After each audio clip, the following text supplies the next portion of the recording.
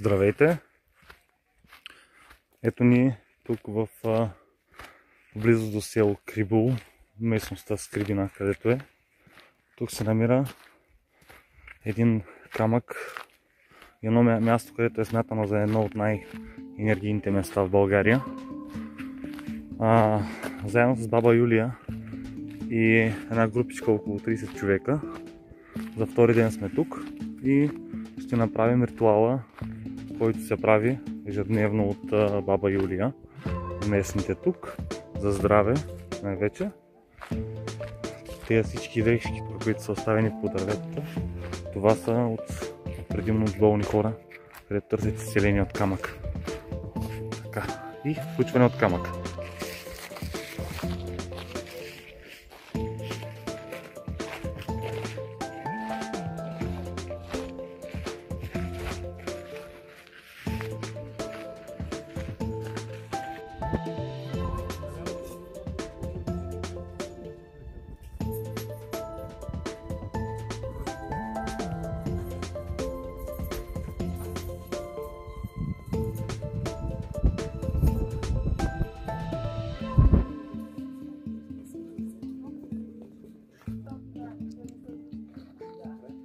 Ето от тук по стълбичката минават хората при баба Юлия, след което се спускат по един камък с лявата ръка, задържате и се допират до една ръчичка, където е издълбанала с времето и най-вероятно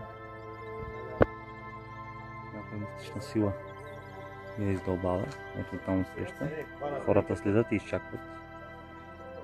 Върти се 3 пъти през камъка. Като баба Юлия горе с една лопатичка, с малко огънче, здраве и им бая на всеки един отделно. Това го правя вече от 16-17 години, всеки ден да я застира.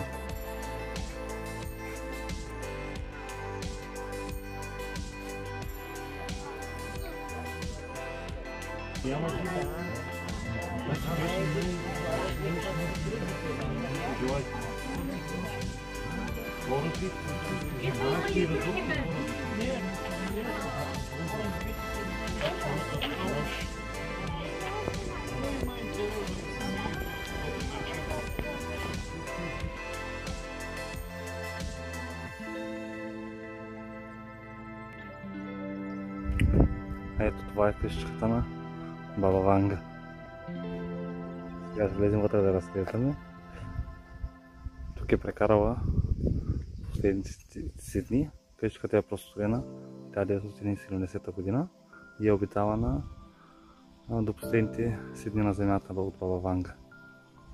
След като тя е починала, тя е дарила цялото си движимо и недвижимо имущество на нашата държава България. Хайде сега навътре.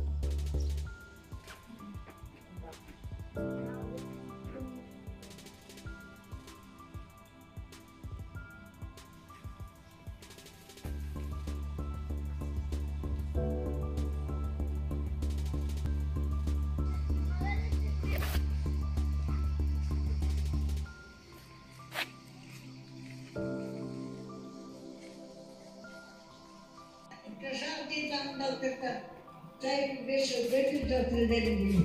Що съм казал да райне? Което е определено бъдеще? Как го помня, да се множи, че е шеф някакви.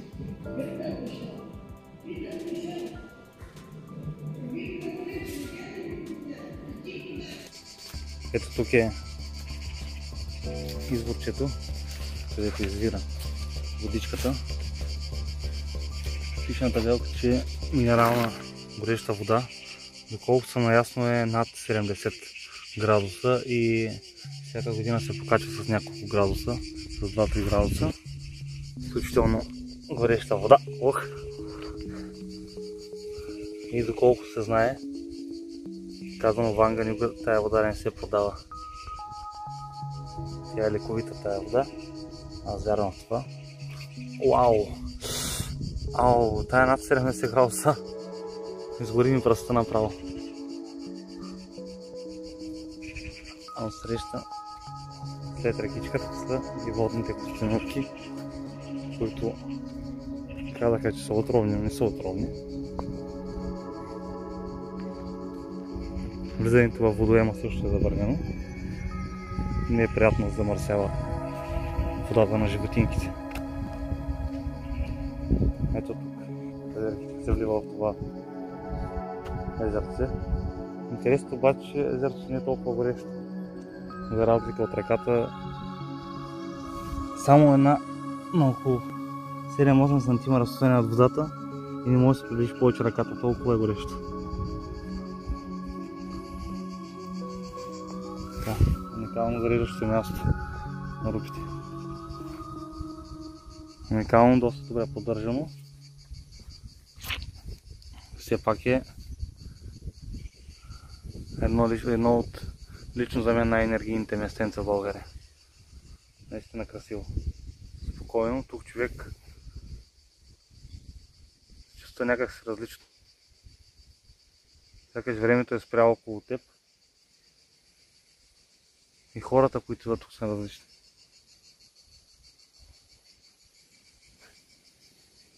Сега след малко отиваме към 3D кръста, да се направим няколко снимки там, след което към храма на Ванга, което, както знам, има някаква легенда, не знам доколко е така и доколко не е, че самата тя не е искала този храм да е построен на това място, където е в момента, но не съм много наясно точно къде трябва да бъде, така че ще се опитам да изясня тая неяснота по това къде е трябвало да бъде построен храма. И така, към кръста.